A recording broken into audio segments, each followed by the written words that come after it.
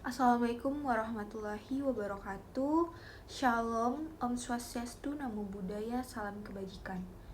Saya Arfia Felda Ahmaya dengan NPM 213300516036 ingin menjelaskan mengenai solusi penyelesaian sengketa Laut Cina Selatan dengan negara Tiongkok, Indonesia, Taiwan, Filipina, Brunei Darussalam, Malaysia, dan Vietnam untuk memenuhi tugas 2 Hukum Laut Udara dan Ruang Angkasa yang diajar oleh Bapak Ogian Davis Juanda SH, LLM, CLA, CPARB, CML, CME, CMLC. Kawasan Laut Cina Selatan merupakan salah satu wilayah perairan terluas di dunia dan memiliki peran yang strategis baik dari segi ekonomi, politik, dan keamanan sehingga menjadi kawasan ini memiliki potensi yang besar yang dapat dimanfaatkan oleh negara-negara di sekitar kawasan ini. Konsekuensi dari besarnya kepentingan berbagai negara di kawasan ini adalah semakin besar juga potensi sengketa yang lahir dari situasi tersebut. Dalam konteks kesejarahan, laut memiliki berbagai fungsi, yaitu sebagai sumber makanan bagi umat manusia, sebagai alur perdagangan, sebagai sarana rekreasi, bahkan sebagai alat pemersatu dan pemisah bangsa. Praktek yang dilakukan oleh berbagai bangsa pada zaman kuno hingga saat ini menunjukkan bahwa laut dapat dan memang pernah dimiliki oleh negara, walaupun seringkali kepemilikan tersebut harus mendapat memperhitungkan kepentingan masyarakat internasional. Kawasan Laut Cina Selatan sebagai salah satu wilayah perairan terluas di dunia memiliki peran yang strategis, baik dari segi ekonomi, politik, dan keamanan, sehingga menjadikan kawasan ini memiliki potensi kerjasama yang besar yang dapat dimanfaatkan oleh negara di sekitar kawasan ini. Sumber daya alam yang tersedia di kawasan Laut Cina Selatan pun sangat besar, di mana menurut data United States Energy Information Administration, potensi sumber daya alam di Laut Cina Selatan berupa cadangan minyak bumi sebesar 11 miliar barel dan gas alam yang mencapai 190 triliun kaki kubik, serta cadangan hidrokarbon yang sangat penting bagi pasokan energi. Sedangkan menurut konsultan energi Wood Mackenzie, terdapat cadangan minyak dan gas sebanyak 2,5 miliar barel di kawasan tersebut. Selain memiliki peran strategis sebagai jalur perdagangan, kawasan Laut Cina Selatan juga menjadi jalur komunikasi internasional yang menghubungkan antara Samudra Hindia dan Samudra Pasifik yang menjadikannya sebagai jalur tersibuk di dunia. Kawasan laut ini merupakan lalu lintas perdagangan internasional yang bernilai tak kurang dari 5,3 triliun dolar Amerika Serikat setiap tahunnya. Permasalahan sengketa Laut Cina Selatan bermula pada pernyataan pemerintah Republik Rakyat Cina yang mengklaim seluruh wilayah perairan Laut Cina Selatan. Klaim atas wilayah tersebut oleh pemerintah Republik Rakyat Cina didasarkan atas prinsip Nine Dash Line. Prinsip Nine Dash Line merupakan 9 titik imajiner yang menunjukkan klaim Cina atas hampir seluruh Laut Cina Selatan. Berdasarkan prinsip tersebut, membuat Cina menyatakan status pulau-pulau yang berada di kawasan Laut Cina Selatan termasuk dalam wilayah teritorialnya. Hal ini membuat negara-negara di kawasan tersebut seperti Filipina, Vietnam, Taiwan, Brunei Darussalam, dan Malaysia memiliki reaksi keras karena dianggap telah merugikan kepentingan mereka yang juga mengklaim sebagian wilayah Laut Cina Selatan merupakan bagian dari zona ekonomi eksklusif mereka. Sengketa internasional Laut Cina Selatan pada dasarnya merujuk pada wilayah kawasan laut dan daratan di dua gugusan kepulauan, yaitu Kepulauan Paracel dan Spratly. Negara-negara kawasan yang terlibat dalam konflik Laut Cina Selatan pada umumnya menggunakan dasar historis dan geografis dalam memperebutkan kepemilikan atas kawasan laut dan dua gugusan kepulauan wilayah di Laut Cina Selatan. Cina misalnya, Cina mengklaim wilayah sengketa tersebut berdasarkan kepemilikan bangsa Cina atas kawasan laut dan dua gugusan Kepulauan Paracel dan Spratly sejak 2000 tahun yang lalu. Kemudian pemerintah Cina mengklaim telah mengeluarkan peta yang merinci kedaulatan Cina atas Laut Cina Selatan pada tahun 1947 yang dikenal dengan istilah Nine Dash Line. Di sisi lain, negara lain yang setigang dengan Cina, yaitu Filipina, Vietnam, Taiwan, Brunei, dan Malaysia juga mengklaim bahwa sebagian wilayah Laut Cina Selatan merupakan zona ekonomi eksklusifnya berdasarkan pendekatan geografis yang diakui oleh Konvensi Hukum Laut 1982. Ketegangan dalam sengketa internasional bahkan kerap menimbulkan bentrokan fisik dengan menggunakan kekuatan militer. Upaya konfrontatif tersebut bahkan dikhawatirkan akan menimbulkan pengaruh tidak hanya pada negara-negara yang bersengketa, melainkan juga bagi negara-negara yang berada di sekitar kawasan Laut Cina Selatan yang tidak bersengketa.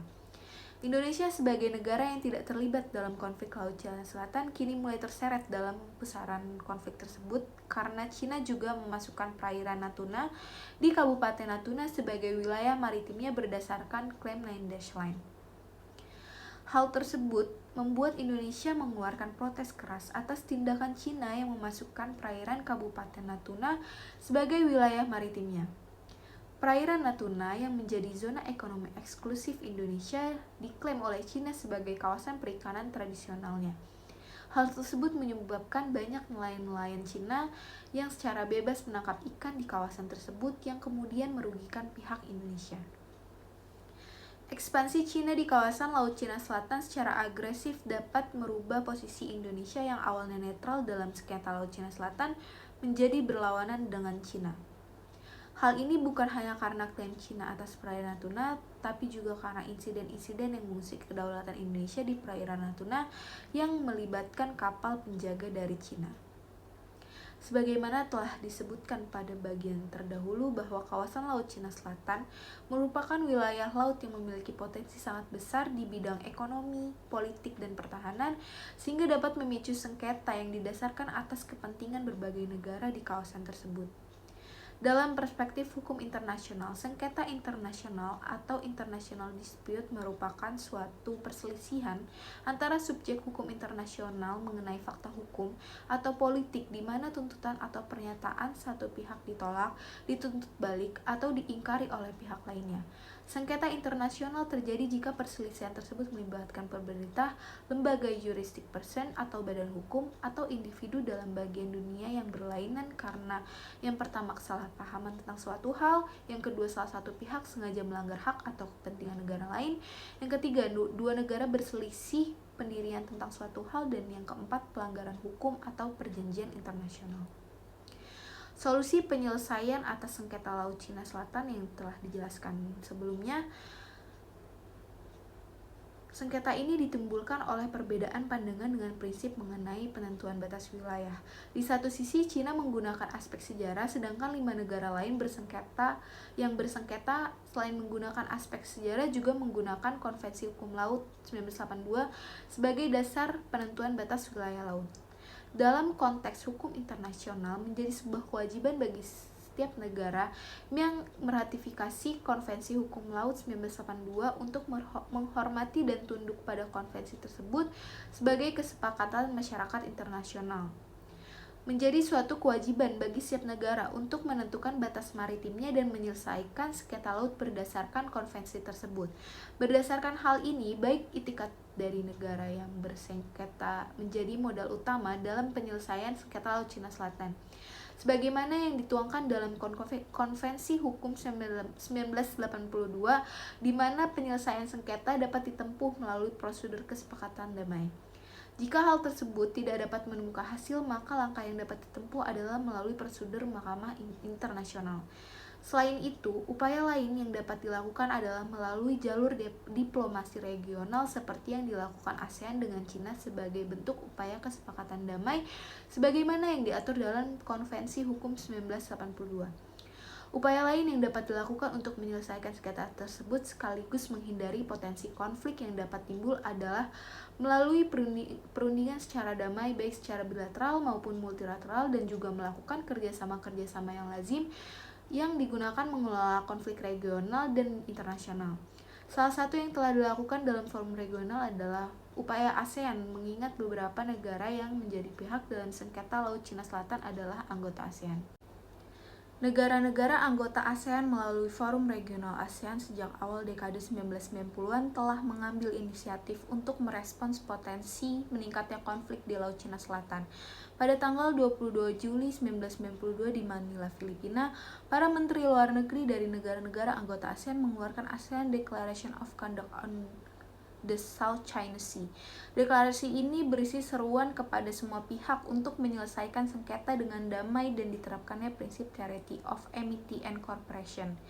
Kesepakatan lain yang berhasil dicapai adalah ASEAN dan China sepakat mengeluarkan Declaration on Conduct of the Parties in the South China Sea.